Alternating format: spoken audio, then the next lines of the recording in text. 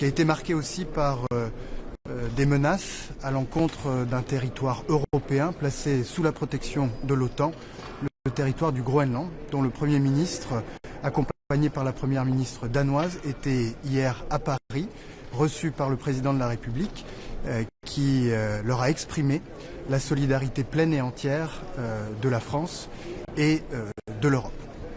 Et dans ce contexte de brutalisation du monde, au-delà de la solidarité que se doivent les pays européens, au terme des traités européens, mais aussi de leur appartenance à l'OTAN, il me paraît essentiel que la Commission puisse affirmer avec beaucoup de calme, mais aussi avec beaucoup de fermeté, que lorsque les intérêts essentiels de l'Union européenne ou de ses États membres, intégrité territoriale, intégrité des processus électoraux, autonomie de décision, lorsque ces intérêts essentiels seront atteints, eh bien qu'elle mobilisera tous les instruments, tous les moyens dont il dispose, et certains sont très puissants, pour faire échec à de telles atteintes. Ça n'est en aucun cas escalatoire, c'est une manière, dans la clarté, dans la fermeté et dans l'unité, de dissuader toute nouvelle menace sur ces intérêts essentiels. Avec les ministres des Affaires étrangères, nous aborderons évidemment la situation en Ukraine, où la Russie de Vladimir Poutine continue de pilonner les infrastructures énergétiques alors que l'hiver est particulièrement rigoureux cette année, avec, semble-t-il, la volonté de provoquer une véritable crise humanitaire. Et c'est dans ce contexte que vendredi dernier, à Paris, sous présidence française, le G7 s'est réuni avec les autorités ukrainiennes pour annoncer des mesures en soutien à la crise énergétique que traverse l'Ukraine aujourd'hui, le président Zelensky ayant annoncé l'état d'urgence énergétique. Ces frappes répétées sur les infrastructures civiles et énergétiques témoignent du fait que Vladimir Poutine n'est toujours pas disposé à entrer de bonne foi dans une négociation conduisant à un cessez-le-feu, à une paix durable.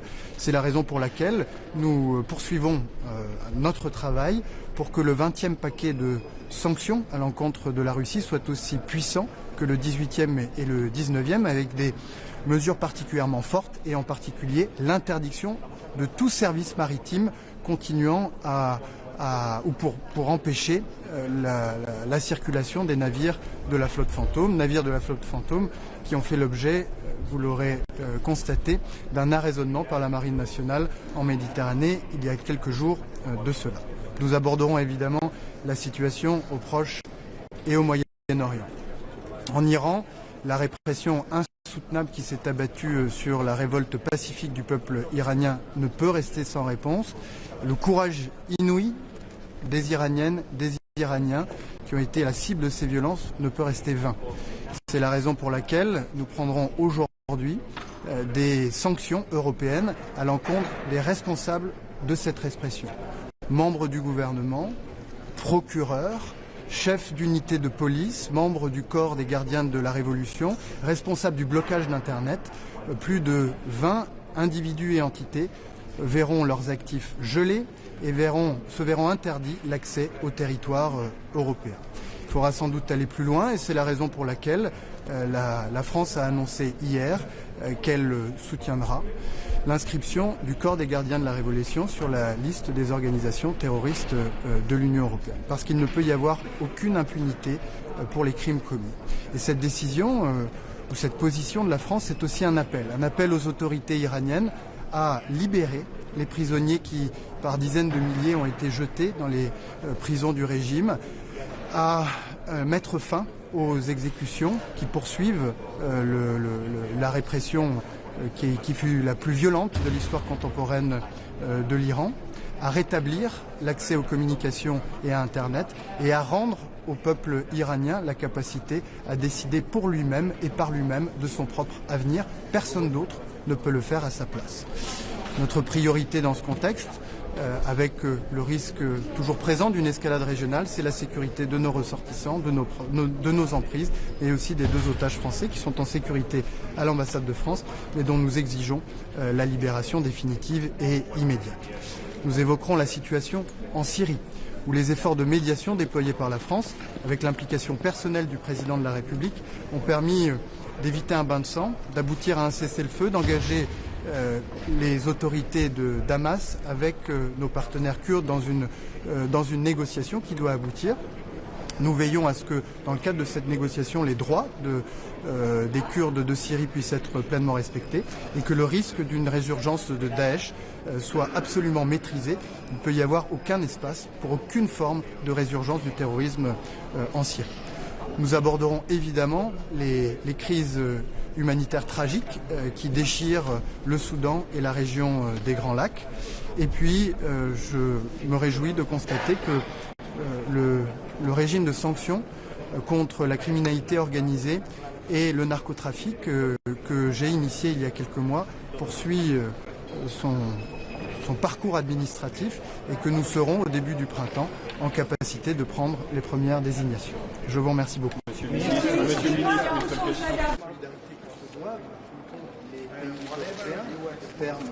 Des traités européens, mais aussi de la... Buenos días. Buenos días. Este Consejo de Asuntos Exteriores se celebra en un momento que es crucial para que se afirme una voz soberana, una voz fuerte y una voz de independencia de Europa. Hoy más que nunca se tiene que afirmar nuestra defensa de los valores más básicos de la construcción europea que tienen un reflejo muy claro en la esfera internacional. El derecho internacional, los principios de la Carta de Naciones Unidas y, sobre todo, el rechazo del uso de la fuerza o de la amenaza del uso de la fuerza como un instrumento de política exterior. Por eso esta reunión, que va a comenzar con una larga reflexión estratégica sobre el posicionamiento de la Unión Europea, es más oportuna que nunca, porque la Unión Europea tiene que transformar definitivamente su potencia económica en una potencia política. Tiene que sentarse en la mesa de las grandes potencias no como una potencia agresiva más, no como una potencia que utilice su fuerza para la coerción de los otros, sino precisamente para establecer un mundo con mayor moderación, con mayor equilibrio, que le hable a todos. Y por eso los acuerdos comerciales que se han alcanzado con India y con Mercosur son una extraordinaria noticia y, sobre todo, como ha venido sosteniendo España desde hace ya muchos meses, esa tiene que ser la línea que siga la voz de Europa en el mundo. Y tiene también que salir un mensaje europeo fuerte de que la coerción sobre nosotros, sobre los Estados miembros de la Unión Europea, sobre los propios europeos, no la aceptaremos nunca, ni comercialmente, ni por supuesto a través de la amenaza del uso de la fuerza. Vamos a tratar puntos importantísimos para ellos, porque en el mundo actual todo está conectado, absolutamente todo. Lo que ocurre en Venezuela está conectado a lo que ocurre en Groenlandia, en Ucrania, en Gaza, en Irán también. Sobre Irán quiero señalar que la voz de España, como ha venido haciendo desde el primer momento, exige el respeto a la libertad de expresión y a la libertad de manifestación pacífica de todos los iraníes y de todas las iraníes que con mucha valentía se están manifestando y exigiendo que se amplíe el margen de la libertad. Que condenamos la represión sin sentido del régimen iraní hacia sus propios ciudadanos, que por supuesto tienen que cesar las detenciones arbitrarias y cualquier ejecución sería una auténtica línea roja para España y para Europa. Y por eso, como hemos venido haciendo, nos vamos a sumar a cualquier sanción que se proponga para el régimen iraní, incluidas las que incluyen a la Guardia Revolucionaria. Ucrania, otro escenario donde no vemos una esperanza, no ya de paz, sino siquiera de alto el fuego, porque lo que vemos es día a día ataques inhumanos por parte de Rusia con misiles balísticos, con drones que están destruyendo metódica y sistemáticamente el sistema energético ucraniano. Hace 2 días hablaba con mi colega ucraniano, le prometí ayuda para su sistema energético, una vez más lo venimos haciendo, ya está en marcha. Estamos adquiriendo desde la Agencia Española de Cooperación generadores por valor de 1 millón de euros y estamos poniendo en marcha en estos mismos momentos ayuda energética para Ucrania, todo un programa que va a facilitar electricidad y calefacción a 28.000 ucranianos y ucranianas. Desde luego España va a hacer todo lo que esté en su mano por conseguir una paz justa y duradera, pero los signos que estamos viendo, los signos diarios con bombardeos contrarios al derecho internacional humanitario, intentando destruir lo más básico, que es en este terrible cuarto invierno las infraestructuras que ofrecen electricidad, calefacción, calor, luz a los hogares de los ucranianos y ucranianas. Por lo tanto, nosotros vamos a seguir a su lado. En estos momentos lo estamos haciendo con una ayuda de urgencia para su sistema energético y eléctrico, pero lo seguiremos haciendo tanto tiempo como sea necesario, porque todos tenemos claro que el plan de paz que resulte un día, porque un día volverá la paz a Ucrania, será también el esquema de seguridad futuro que tendremos los europeos en el flanco este de nuestra Unión. Otro escenario es Gaza. Estamos arrancando en la fase 2, donde tenemos que consolidar un alto el fuego muy frágil, que es violado sistemáticamente y que tenemos que convertirlo en una paz duradera. Y para eso la clave para nosotros viene de dos pilares: la apertura de todos los pasos terrestres.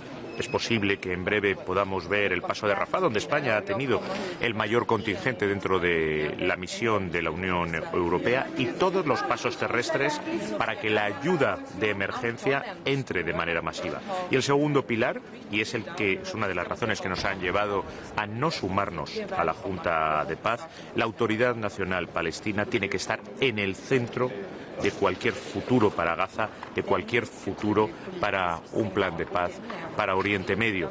Y es ese motivo, unido a que, desde luego, consideramos que la Junta de Paz, tal y como está diseñada, debilita a las Naciones Unidas, y el hecho de que la Autoridad Nacional Palestina, que tiene que estar en el centro de la Junta de Paz, ni siquiera está realmente presente, es lo que nos ha llevado a tomar esa decisión. Hablaremos también de los Grandes Lagos, un escenario donde había una esperanza de paz, pero vemos que la guerra está volviendo.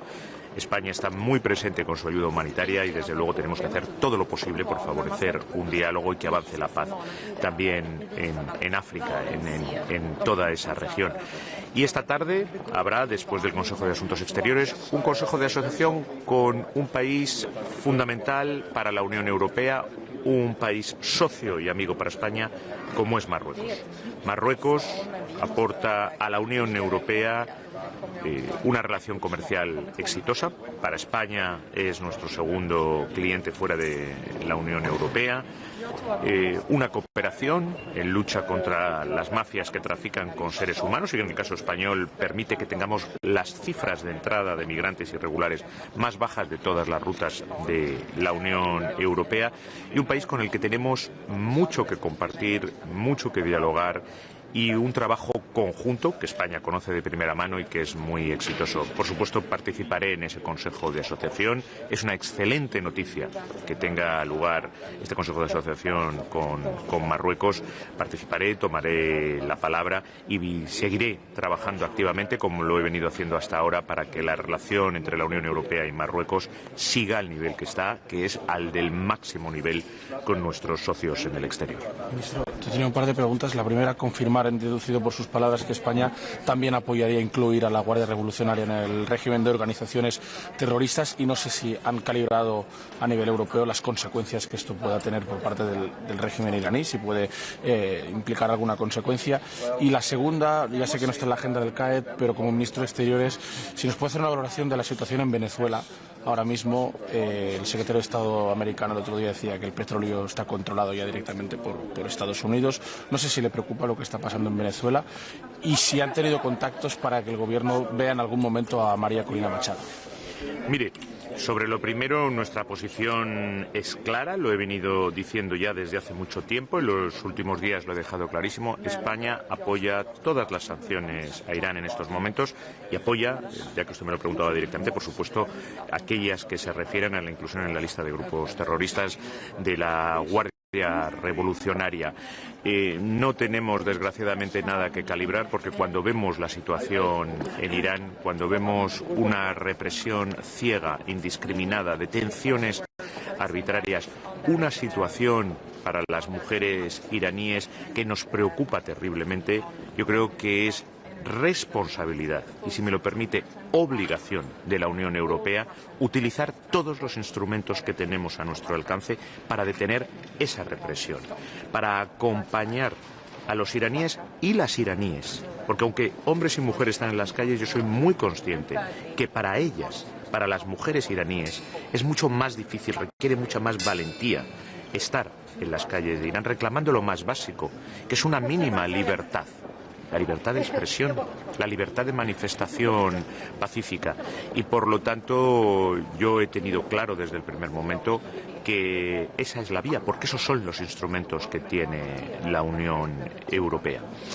Sobre Venezuela nosotros tenemos una posición constante. Nosotros estamos a disposición de los venezolanos, lo hemos hecho en muchas ocasiones, para que se produzca un diálogo amplio entre el gobierno, con el que tenemos una interlocución, y lo hemos dicho públicamente en muchas ocasiones, y la oposición, sabiendo que España no solamente comparte un idioma común, una historia común, una cultura común, sino que también acoge a 200.000 venezolanos que han salido en los últimos años, a los principales líderes de la oposición, Edmundo González, sin duda alguna, y Leopoldo López, porque al final la solución tiene que venir de los propios venezolanos, tiene que ser genuinamente venezolana, tiene que ser pacífica.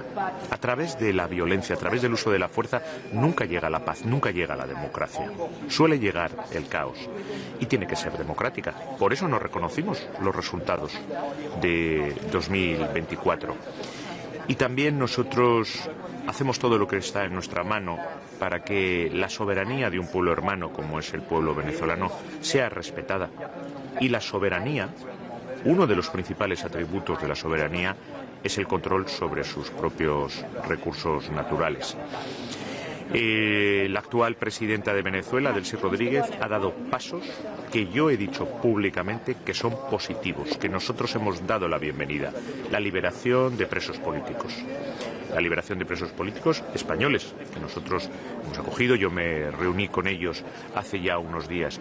Nosotros la animamos a seguir en esa vía, a llegar hasta el final, a liberar a todos los presos políticos, a establecer las condiciones para que puedan volver también aquellos venezolanos que viven en el exterior. Ayer veía las declaraciones de mi homólogo norteamericano, Marco Rubio, que decía que está teniendo pues un diálogo con 𝗟𝗏 Rodríguez y con el gobierno de Venezuela, que calificaba de constructivo, de provechoso.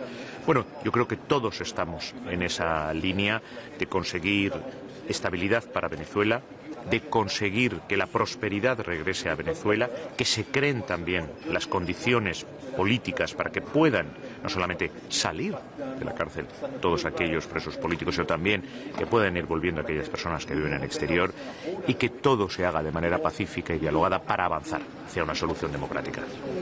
¿Piensa que los otros Estados miembros comparten esta manera de ver la situación en Venezuela, y para cuándo piensa que se puede abordar este tema a nivel de la UE? Dos cosas. Los Estados miembros escuchan con atención la voz de España, es normal, somos de lejos el país que mejor conoce Venezuela. Somos uno de los pocos países en estos momentos en el mundo que tiene una interlocución tanto con el gobierno como con la oposición. Somos el país que acoge a los principales líderes de la oposición, y yo creo que hay cosas que son una evidencia para los europeos. El respeto a principios básicos como la soberanía, el respeto al derecho internacional, el querer que las soluciones en Venezuela y en cualquier país del mundo, pero en estos momentos tan cruciales para el destino de Venezuela, que las soluciones sean pacíficas, que sean democráticas, que sean dialogadas. ¿Cómo podría la Unión Europea mirar hacia otro lado o pensar de otra manera? No veo en estos momentos que haya una línea alternativa, tampoco un deseo de que haya una línea alternativa a la línea que está situando España. España además ha tenido siempre el liderazgo en lo que respecta a Venezuela. Las sanciones a Venezuela ha sido España siempre quien las ha traído a la mesa. Las proposiciones de diálogo también, quien está acogiendo de manera masiva a las personas que necesitan ser acogidas en Europa es España. Por lo tanto, no veo discrepancias. Ministro, usted ha dicho anteriormente que la expulsión del embajador de España en Nicaragua ha sido injusta, pero todavía no sabemos los detalles de qué es lo que ha pasado. No sé si tiene algún detalle más. Los detalles los tendría que dar el gobierno de Nicaragua. Yo no he tomado esa decisión. Lo que sí le puedo decir es que el embajador de España en Nicaragua, como todos los embajadores de España en el mundo, realizan sus funciones de manera escrupulosa en respeto de la Convención de Viena que rige las relaciones diplomáticas. Y por lo tanto, esa expulsión que se hizo de manera sumaria, dándole 24 horas, es absolutamente injusta y, por supuesto, nada más tener conocimiento de ello, yo no tuve la menor duda que en estricta reciprocidad diplomática íbamos a expulsar, como se ha hecho, al embajador de Nicaragua y a otro representante de la embajada, porque hubo otro diplomático español que fue expulsado. Y al mismo tiempo también quiero decirle al pueblo hermano de Nicaragua que España va a seguir trabajando por tener las mejores relaciones con ellos, que es un pueblo hermano y que por lo tanto nosotros queremos lo mejor para el pueblo hermano de Nicaragua. Una última pregunta. Sí. ¿Le preocupa que Europa no esté sentado de nuevo en las mesas de negociaciones por Ucrania después de lo que vimos en Abu Dhabi la semana pasada? ¿Estamos de alguna manera? Tiene que estar Europa en las decisiones finales con respecto a Ucrania. Yo insisto, porque es muy importante que los españoles lo tengan claro. La decisión sobre la paz en Ucrania afecta en primer lugar a los ucranianos, a su futuro, a su soberanía. Por eso Ucrania tiene que estar en el centro. Pero en segundo lugar, la paz que salga de cualquier negociación con respecto a Ucrania es también el futuro esquema de seguridad de Europa. Y por lo tanto me parece impensable que Europa no esté sentada en esa mesa. Desgraciadamente, y ojalá me equivoque, y lo subrayo, ojalá me equivoque, no veo en estos momentos, desgraciadamente y ojalá me equivoque, un futuro de paz, porque no veo ni siquiera un futuro de alto el fuego, porque uno no quiere, porque Rusia sigue día a día, noche a noche, bombardeando las ciudades y las casas de los civiles y el sistema energético ucraniano. Por eso España está haciendo un esfuerzo especial y va a proveer con generadores que hemos buscado de manera inmediata. Ya hay 1 millón de euros desembolsados para poderlos enviar con rapidez y estamos poniendo en marcha un programa para ofrecer electricidad a 28.000 ucranianos y ucranianas. Muchas gracias. Minister, are you worried with these differences with the Americans that this will affect also Ukraine, that you will find yourself in a situation where all files on the table, using tariffs, using any kind of security, even leverage in NATO? I can speak only on behalf of the Spanish government. We believe in peace, we believe in diplomacy, and we believe in free trade. And I'm very much aware that everything is connected in today's world. Venezuela, Greenland, Ukraine, Gaza, Iran. For all those issues, we will continue upholding diplomacy, we will continue upholding the respect of international law. Because at the end, through violence and through aggressiveness, you never get peace or democracy, you always get chaos. Thank you. Thank you, Minister. Question, Minister, are you worried that all files will be on the table again with Greenland now? I'm not worried. Before you solve the issue of trade, and now you have Greenland, and then maybe all files will be on the table concerning Ukraine, and you have to bargain with the Americans? I couldn't understand actually the question, but on Greenland, U.S. and Denmark, they have the frame for negotiating, and Estonia supporting Denmark 100%. Territorial integrity is our main priority. So all the other files we need to discuss anyway. So okay. Very quickly, Yeah. Estonia now has the presidency of the NB8. Yeah. What are your sort of emphasis when it comes to security in the north? We need to work more together and push Europe on the way to be more stronger. And NB8 countries are carrying lots of burden in the meaning of supporting Ukraine, leading the different policies as putting more pressure to Russia, as well coordinating the defense and security cooperation in our region. We are very much like-minded countries. And as well, if we are talking now about Greenland, We are very like-minded in the meaning to support Denmark and, of course, Greenland people.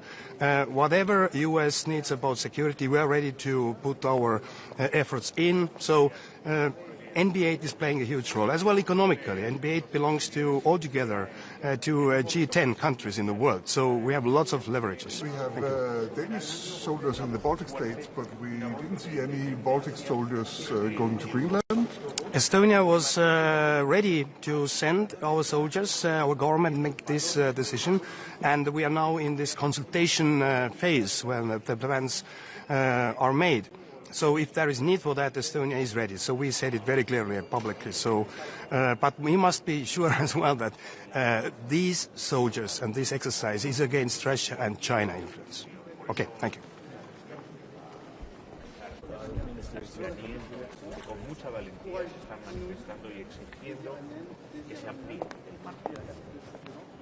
Good morning, everyone. Once again, I stand here and I'm quite frustrated, but also determined.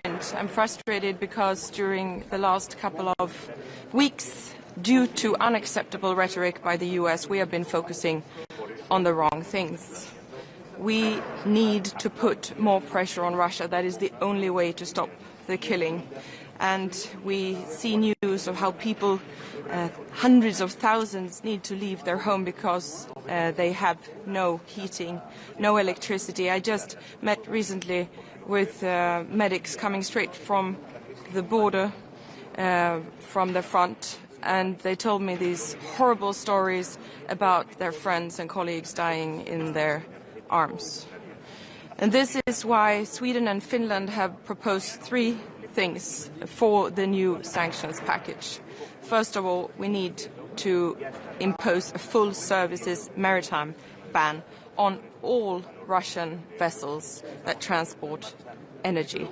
Secondly, we need to ban the imports of fertilizers, and that is the 3rd biggest import group coming from Russia.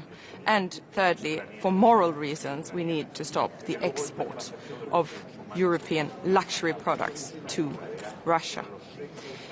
We also need to put more pressure on Iran and the Iranian regime in order to support the brave men and women in Iran. And that is why we have proposed more listings of people who are responsible for the violence against the protesters, and that is why we want to see the IRGC listed under the terrorism sanctions regime. Thank you. Ja, om vi tittar på de amerikanska truppförflyttningarna mot Iran och runt Iran nu, hur ser du på dem, eller flottan som är på väg in? Vi följer naturligtvis den här utvecklingen oerhört nära, men det är svårt idag att ha någon uppfattning om hur det kommer att utveckla sig. Det är ett spänt läge och vi uppmanar naturligtvis till deeskalering. Du ser en potentiell amerikansk intervention? Jag tänker inte kommentera hypotetiska händelseförlopp, men som sagt, vi följer utvecklingen oerhört nära. Vi kommer ju att diskutera terrorklassningen av Irans revolutionsgarde idag. Tror ni att ni kommer nå i mål?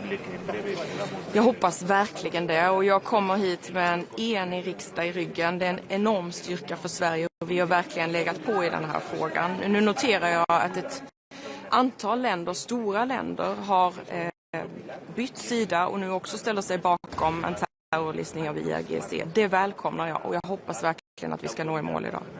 Skulle det få någon verklig praktisk effekt igen? Det är en mycket tydlig politisk signal och den är viktig. Jag noterar till exempel att Irans FN-ambassadör var mycket irriterad på att den svenska regeringen är så tydlig med att vi vill se den här listningen. Det är uppenbart att det stör och det är bra, för det måste få effekt att man utövar så allvarligt våld mot de här protestanterna. Men blir det någonting mer än en symbolisk gest? Kan det bli någon skillnad när det gäller vilken typ av sanktioner som EU kan införa mot revolutionsgardet? För det finns ju redan sanktioner idag. Precis, det finns redan sanktioner. Det är naturligtvis bra, men man ska inte underskatta den politiska signalen i det här läget. Vi visar att världen ser de fruktansvärda övergrepp som regimen begår i Iran mot människor som bara kämpar för sin frihet. med tanke på det vi har sett i Iran, är det här ett tillräckligt kraftfullt svar från EU:s sida? Det är ett viktigt svar, men vi måste överväga ytterligare åtgärder och det kommer jag också uppmana kommissionen att återkomma med. Vad kan EU göra mer? Jag tror att man måste titta väldigt brett på vilka olika åtgärder man skulle kunna vidta för att på olika sätt stötta de väldigt modiga män och kvinnor som nu kämpar för sina rättigheter i Iran. Och jag ser gärna att kommissionen återkommer med den typen av förslag, men det är svårt för mig att idag komma med konkreta listor.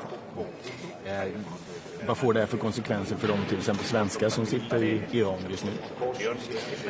Vi vill ju verkligen visa att vi stöttar de som så modigt nu kämpar för sina rättigheter, och det är en viktig signal från den svenska regeringen. Det har ju funnits motstånd tidigare mot den här traktassen just för att man kapar de sista diplomatiska banden som det uttrycks. Hur ser du på den effekten av att kasta revolutionsspelare? Jag tycker som jag sa att det är en mycket viktig signal för att sätta press på regimen, för att visa att världen ser, även om regimen gör allt den kan för att dölja de övergrepp som begås genom att till exempel stänga ner internet. Sen tycker jag generellt att det är viktigt att ha en dialog även med regimer som vi inte håller med, och det har vi ju också. Vi har ju en ambassad på plats i Teheran. Vi får ta någon fråga från DN också innan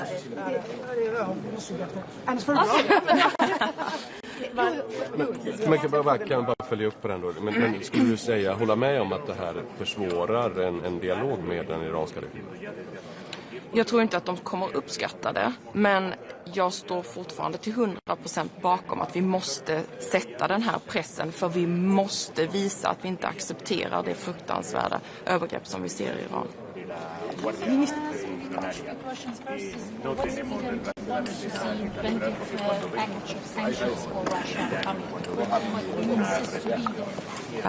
We need to hit Russia where it hurts, and that is on their incomes and more specifically on revenues from energy. So we want to see a full services maritime ban on all Russian vessels transporting energy from Russia.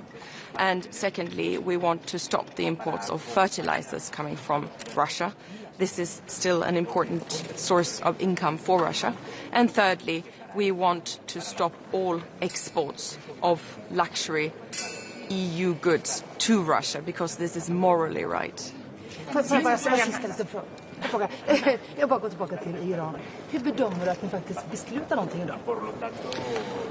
Det är jättesvårt att säga om, för vi vet inte var precis alla medlemsländer står. Men jag noterar att det har skett en betydande förflyttning senaste dygnen bara av viktiga länder. Så jag hoppas naturligtvis att vi ska kunna fatta det här viktiga beslutet. Så om alla länder är med på det, kommer ni fatta ett beslut idag då? Eller är det en politisk signal? I så fall blir det ju ett politiskt beslut som sen realiseras. Ja.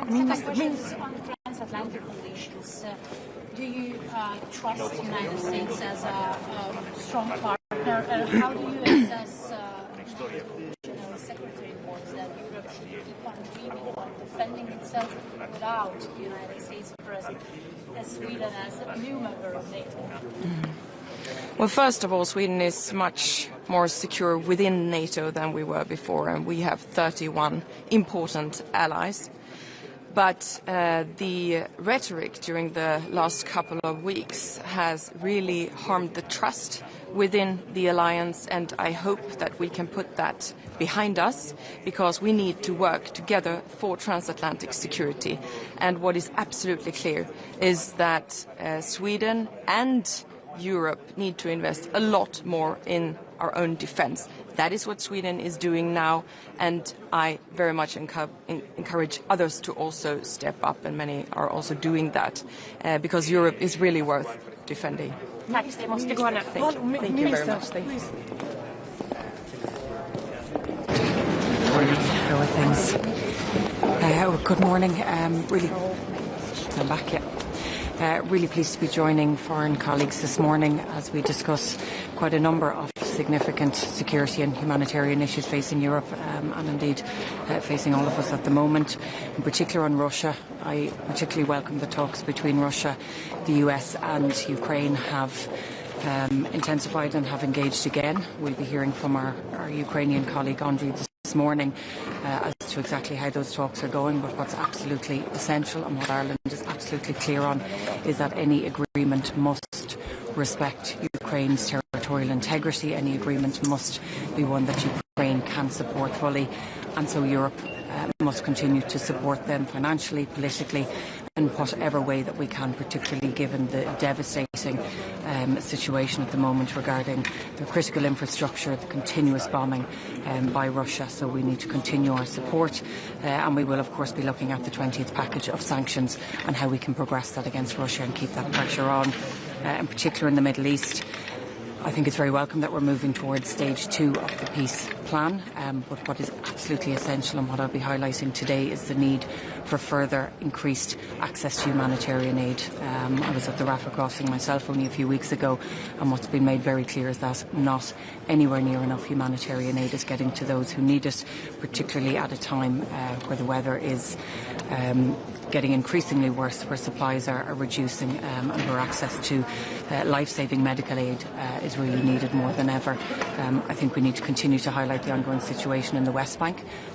Homes are being destroyed. This has not been focused on enough. This has not been talked about enough, but we do need to work in whatever way that we can to move to the next stage of implementing the peace plan, and that is where Ireland yesterday and myself, I hosted the Global Alliance on the two-state solution. We believe that there is a way forward for a two-state solution, and we need to make sure that that is where our focus continues to lie, as well as ensuring that unhindered and unimpeded access gets to humanitarian aid now. Minister, on the proposal to list the IRGC and Iran as a terrorist organisation, do you have any concerns that this will affect, Ireland's embassy in Tehran and its ability to operate and respond to consular cases as we've had to do in the past? Look, we obviously have a very small population in Iran. We have a team who are working in our consulate, and we will ensure at all times that they are safe and that we support the work that they do. But I utterly condemn the actions of the Iranian government and the forces who have acted on their behalf. What is very clear is that innocent civilians, that peaceful protesters have been killed by Iranian forces, and that they are now executing those who were involved in those protests. And I think Europe needs to respond strongly. Ireland needs to be part of that. And so I am very open, and Ireland is very open to any kind of response, including the kinds of sanctions that you have mentioned. But obviously we'll discuss with colleagues here today. What we don't want to do is impose sanctions that would further impact the innocent civilians who are caught up in everything that has happened here. But what has happened is not acceptable, and I think we need to be very clear and very strong from a European perspective. And if that means considering them and naming them as a terrorist organisation, I'm very clear that we should do that. And on the Board of Peace, is there any timeline within the government to take a decision on joining? Is this something that we kind of just hope that Trump forgets about? What's the timeline? The board has met, and they have obviously signed, those who wish to join the board. Ireland was not there. Ireland was not part of it. And I think we've been very clear that we don't see a situation where we will be joining. However, what I am clear of, and the government is clear, is that we need to continue our focus on Gaza. This board was voted through on the UN Security Council with a clear mandate and a focus to move Gaza to the next stage of the peace process, to allow for unhindered access to aid, to make sure that reconstruction of Gaza moves forward, and that should be its focus and priority. So we have said clearly we want to understand the role of the board, how we can work towards that overall goal and that objective, but I don't see any scenario, and we've been clear on that, where we would be members or join the board, and any scenario where the board itself would undermine the UN and its very clear mandate and structure. That's not something that we would support either. We have been very vocal and very sure supporters of the UN Security Council, of its mandate, and our role in this as well. And has Europe kind of forgotten about Gaza? You're making the point there, there was times at these FAC meetings where it would be the item on the agenda, and similar to European Council meetings, it seems to have really slipped down Europe's agenda. Gaza is on the agenda today, very clearly. The Middle East is on the agenda, making sure that we do everything that we can to progress peace within the region, considering there are many complex situations that are unfolding or that have been brought to a head in recent times. Gaza will remain a priority, and from an Irish perspective, there's absolutely no way that this will not be on the agenda, whether it's in the next few months or whether it's during our presidency. And for my part, the focus has to remain on ensuring that more aid gets in. People are quite literally starving because there's not enough food getting in. We need to highlight that, and I'll be highlighting that with colleagues here today. I'll be highlighting the situation in the West Bank, where settler violence is escalating, not de-escalating, and we cannot move forward towards a two-state solution and a peaceful, long-lasting solution for everyone in the region if that continues to happen in the West Bank. But our focus needs to be on stage 2 of the peace plan. The ceasefire is wholly imperfect. If we want to progress to a much better environment, we need the next stage to progress. It's on the agenda today. We will make sure that it continues on the agenda, and we will continue to highlight, in particular, the dire humanitarian situation there. Minister, can I ask you a quick question, Minister, about the differences with the United States? Are you worried that these kind of disagreements interconnected? We saw the Americans using tariffs when it comes to Greenland. Maybe they will do the same concerning Ukraine. Are you worried that it's going to be all files on the table with the Americans? I think what's clear, look, it's the end of January and we've obviously had a very busy month so far. What's clear is that the EU has been throughout this entire month consistent in our response and our approach. We believe, and I believe, and Ireland believes, that dialogue is the best way to engage with all of our friends, with all of our partners, large and small. The situation in recent weeks hasn't been acceptable to anybody. Any threat of tariffs against a friend like the EU by the US is not something that we can accept, and I think Europe has been clear and firm in that. Thankfully that threat has been removed, but what you'll see today, and I think in the discussions this morning, is an agreement by the EU that we need to be proactive in being clear what kind of response would come from the EU should such a threat emerge again. But we also need to look beyond that and plan for the year ahead. We need to look beyond I suppose the challenging week that we've had and look to building a relationship with the US, not just from an economic perspective but from a security perspective, given the significant threats that we face globally, but also beyond the US as well, looking at other partnerships and looking at other ways in which we can strengthen our alliances, in which we can ensure that we have greater peace and security across the world. So, you know, it's been a testing few weeks. I think we all agree with that, but the one thing that has remained sure and secure, I think, is the EU, and that position won't change. Thank you. Cheers. Thank you.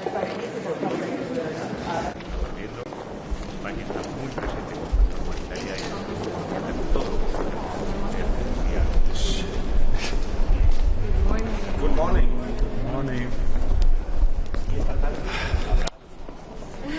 Yes, very shortly, I just want to confirm what State Secretary Rubio said yesterday, that we have had the very first meeting at senior official level in Washington yesterday regarding the Greenlandic issue. It went well in a very constructive atmosphere and tone, and new meetings are planned. It's not that things are solved, but it's good because now we are back to what we agreed in Washington exactly 2 weeks and a day ago. After that, there was a major detour. Things were escalating, but now we are back on track. And as I have stated on many occasions, we, of course, share the U.S. security concerns regarding the Atlantic. This is something we want to solve in close cooperation in NATO, but also in a trilateral dialogue between Denmark, Greenland, the Kingdom of Denmark, and U.S. So it's not that we can conclude anything, but I'm slightly more optimistic today than a week ago. Thank you. I have a question on Ukraine, please. Yes. Can you explain how U.S. security guarantees will work together with European security guarantees? And actually, do you know what do American security guarantees include? Well, I must say that I'm very worried about the situation in Ukraine because as there's discussion going on, we still see heavy bombardment from Putin, showing still no clear willingness to end this war. So we are still supporting Ukraine. We have front-loaded some of our donations most recently because people are suffering in Ukraine. We want a just and lasting peace, but it is of crucial importance that it's not just a pause and that we secure that there is a nation, Ukraine, afterwards. Thank you. Minister, just a question about the meeting yesterday.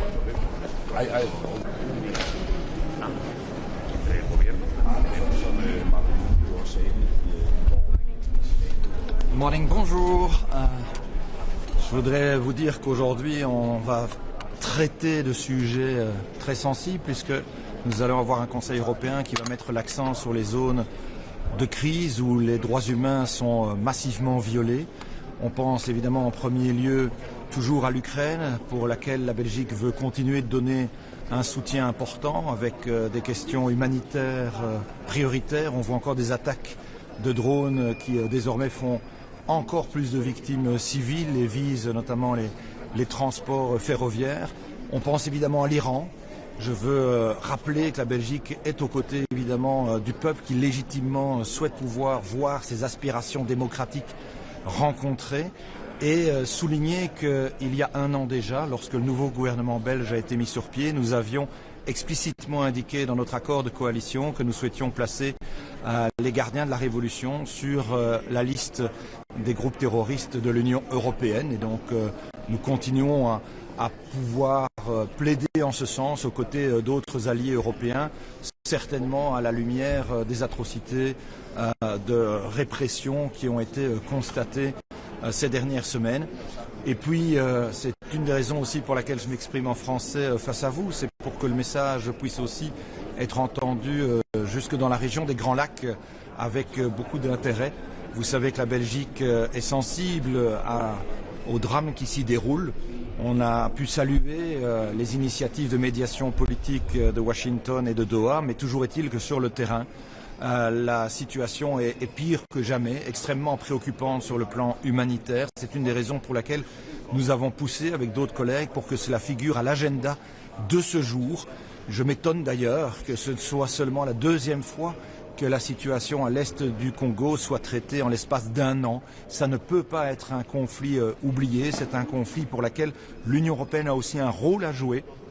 Et donc, nous devons, à côté du processus de médiation politique que nous ne souhaitons pas parasiter et qui doit, je l'espère, aboutir à de réelles solutions de cessez-le-feu et de paix, plaider pour qu'il y ait à nouveau ce retrait des troupes du M23 et du Rwanda, que la souveraineté et l'intégrité territoriale de la RDC soient préservées. Mais l'urgence pour le moment, elle est à l'action européenne pour résoudre la situation humanitaire. Une femme est violée toutes les 4 minutes, un enfant toutes les 30 minutes. Et donc il est urgent qu'on puisse notamment réactiver l'aéroport de Goma, par exemple, pour délivrer massivement cette aide humanitaire, qu'il n'y ait pas de doute, il n'y a pas de volonté d'un usage militaire de l'aéroport, mais c'est vraiment un des éléments sur lesquels la Belgique va mettre l'accent, c'est l'engagement européen qui doit être beaucoup plus assertif, beaucoup plus large, aux côtés des populations qui subissent depuis bien trop longtemps les affres tragiques de ce conflit. Voilà. Will we see a result on the terrorist listing today? There seem to be some member states still be concerned. Frankly speaking, I hope it will be possible to achieve a result by the end of the day. Many countries in the EU, Belgium but other ones and other big ones, are currently pushing in order to put the ERGC on the European list of terror groups. So I hope it will be possible, if not today, soon, to achieve such a result and send a clear signal to the Iranians people, of course, also the Iranian authorities, that we consider that it is legitimate for the people to ask for more freedoms. And the way they have answered to the recent demonstration are not acceptable, of course. I thank you. Yeah. Allerførst, der har været møde i Washington i går. Hvad kan du fortælle os om det møde? Jeg kan bekræfte, sådan som Marco Rubio også sagde det i går i senatet, at det første møde, som vi aftalte i Washington for godt et par uger siden, fandt sted i går aftes dansk tid på departementschefsniveau. Det var et godt møde, altså en konstruktiv atmosfære, og der er også aftalt nye møder.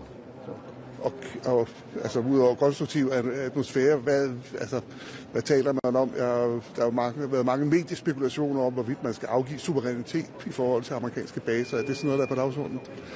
Vi er jo sådan set tilbage til det, vi aftalte for 15 dage siden helt præcis, nemlig at det gav mening at sætte sig ned og få en konstruktiv dialog, som skal opfylde forskellige formål, nemlig på den ene side imødekomme amerikanske sikkerhedsinteresser, som vi jo faktisk også deler, og på den anden side respektere kongerigets røde linjer, altså som er vores suverænitet og territoriale integritet og det grønlandske folks ret til selvbestemmelse. Det er jo sådan set rammen om de diskussioner, og det er også en ramme, som lå til grund for det møde, der fandt sted i går, som var det første af, forudser jeg, en del møder. Det foregik i en konstruktiv atmosfære, og der er aftalt nye møder, og det er sådan set, hvad jeg kan sige om det. Og det hænger jo sammen med, at vores intention jo hele tiden har været at få løst det her på en ordentlig måde. Det var jo egentlig også, hvad vi aftalte for 15 dage siden. Så har der været noget af en detur, kan man sige, hvor tingene har været eskaleret op i et meget, meget højt niveau. Det er nu bragt ned igen. Handelskrigen er afblæst. Blandt andet, tror jeg jo, fordi der har været et stærkt europæisk signal om solidaritet, og det har stået klart, at den vej frem, der har prisen været for høj. Så det er jo godt, og jeg er oprigtig glad for, at vi nu har optaget altså en fornuftig dialog, og den ønsker jeg ikke at udfordre ved at spekulere over, hvordan det her kan ende. Sagen er jo ikke løst endnu, men vi har taget hul på det, og det er konstruktivt. Man kigger på, at argumentet for de forhandlinger er den sikkerhedspolitiske situation i Grønland og Arktis. Når du vurderer den sikkerhedspolitiske situation deroppe, hvor meget haster det så overhovedet med at få færdiggjort de her forhandlinger med USA, altså hvis det er et sikkerhedspolitisk problem, det skal løse? Jamen, der er vel flere dimensioner i det. Vi vil jo meget gerne have det her landet, og det hænger blandt andet sammen med al den utryghed, det skaber. Det er jo helt åbenlyst i det grønlandske samfund, at der har været rejst de her fuldstændig eksistentielle spørgsmål. Så allerede af den grund vil det jo være rigtig, rigtig godt at få det her konkluderet. Og så er det helt oplagt, at der er en gradvis forværret sikkerhedssituation i Arktis. Det billede, nogen har rejst af, at der sådan er store akutte trusler mod Grønland, er jo ikke korrekt. Altså, det er snart 10 år siden, vi sidst har set et kinesisk statsskib i grønlandske økonomiske zone, og der er ikke nogen kinesiske investeringer i Grønland. Akut er det jo ikke på den måde, men det er klart, at i takt med afvisningen og i takt med den russiske oprustning, det er, at Rusland på grund af en dyb afhængighed til Kina for at kunne håndtere en ulovlig krigsførelse i Ukraine, fører til, at det her gradvis forandres. Og det er også derfor, at vi sidste år foranstaltede det, der hedder Arctic Light, altså øvelser i omkring Grønland, har steppet op i år med det, der hedder Arctic Endurance. Og i øvrigt også sammen med de arktiske NATO-kyststater har præsenteret NATO for et koncept, hvor vi gerne ville ende op med at have Arctic Centric, ligesom vi har i Baltik, i Østersøen. Det synes der også at være en øget appetit på, også i NATO.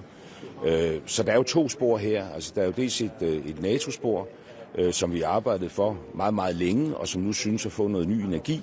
Og så er der det her bilaterale eller trilaterale mellem USA, Danmark og Grønland, som vi skal have fundet en løsning på. Og der synes jeg, det er positivt, at vi efter 10-12 dage, hvor det har været med meget, meget høj temperatur, nu er tilbage, hvor vi var for 15 dage siden, og nu har startet møder i en konstruktiv atmosfære på departementschefsniveau fra vores side, og med en repræsentation både fra vicepræsidentens kontor og udenrigsministerens kontor i USA. Det er første gang, du skal tale med dine europæiske kolleger, efter at du var i Washington. Kommer du til at tale med dem inde på mødet eller korridorerne om det her så meget? Fordi Europa har jo spillet en ret stor rolle, kan man sige, for Danmark i de seneste uger. Hvilke kontakter kommer du til at have i dag?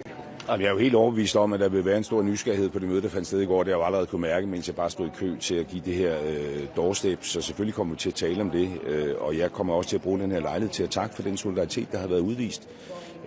Det har været af central betydning, at Europa stod op og sendte et meget klart signal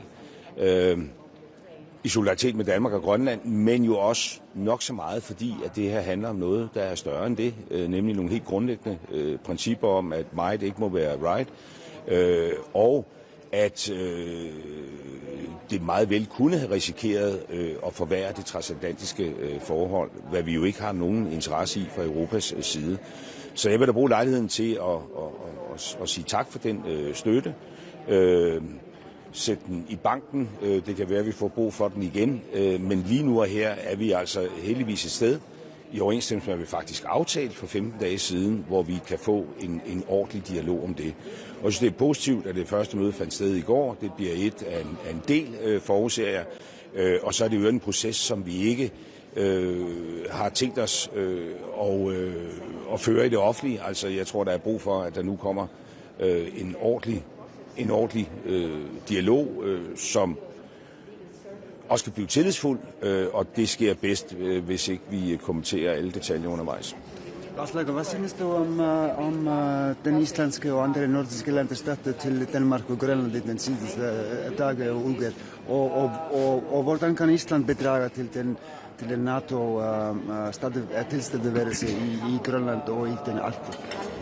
Jamen, altså, først og fremmest har vi jo sat ekstremt meget pris på den støtte, vi har fået alle steder fra.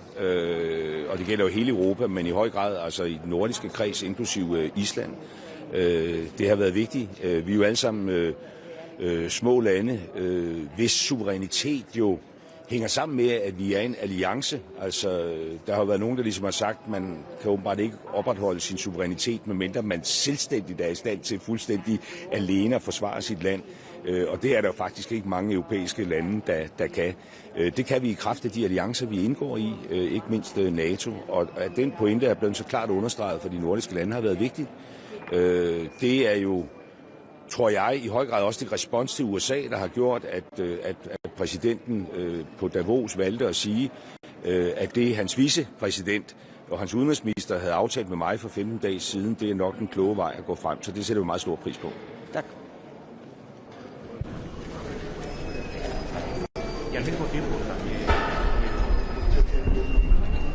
Good morning. The news we are getting from Ukraine nearly every morning are horrific. What Russia is doing there is a state terror. It's far beyond the war, so they are bombing the people while they are at home. People are freezing to death. They are bombing the passenger trains going down to the front. In the past years, the European Union has provided 3 billion to stabilize the energy system of Ukraine, but because of the ongoing Russian attacks, this is by far not enough. In the last days, we have provided 500 generators, and 500 more are now in the preparation to be delivered. So today, we will discuss with the member states what we can do more for this energy crisis situation in Ukraine. But we will also discuss how the European Union can contribute to providing peace in Ukraine, and especially what we can do after the peace will be there. I'm speaking about the reconstruction. We will discuss the prosperity paper. This prosperity paper is built on 2 important pillars. First, it recognizes the importance of the accession process with all the reforms. And secondly, without the investments, there is no reconstruction. Meaning that with the process of reforms, we will be able to build legal certainties that investments will come to Ukraine. And this is the system, actually, we know it works because every enlargement process in the past has been working like this, meaning making a legal basis the laws which are necessary to attract the investments, and then the economic growth. Some of the countries who came to the EU in 2004 has tripled their economy, and this is what we want to do with Ukraine. But once we will have peace in Ukraine, this will change political reality in Europe, and we have to get ready. We have to be able to discuss how with different eyes look at the integration process of Ukraine, and we also have to see how we can bridge the gap between the time needed for the reforms on one hand, and on the other hand, how can we react quickly to this historical moment.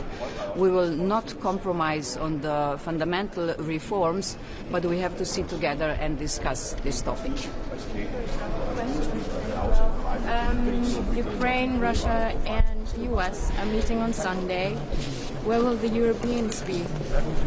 No, we have very good discussion. I was speaking about the prosperity paper, and there we really work together, United States, Ukraine, and us. We are involved in the other part of the peace process, which is the security part, and I hope that we will be able to contribute further.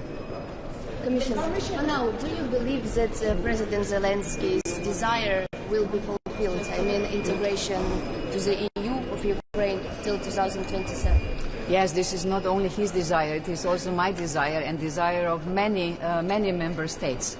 But we will see when this will be possible. I was just explaining that what we really need is fundamental, our fundamentals, otherwise the country will not develop, not democratically and not economically. So, yes, we are working with many member states and my teams here in Brussels to enable the as soon as possible integration of Ukraine into the European Union.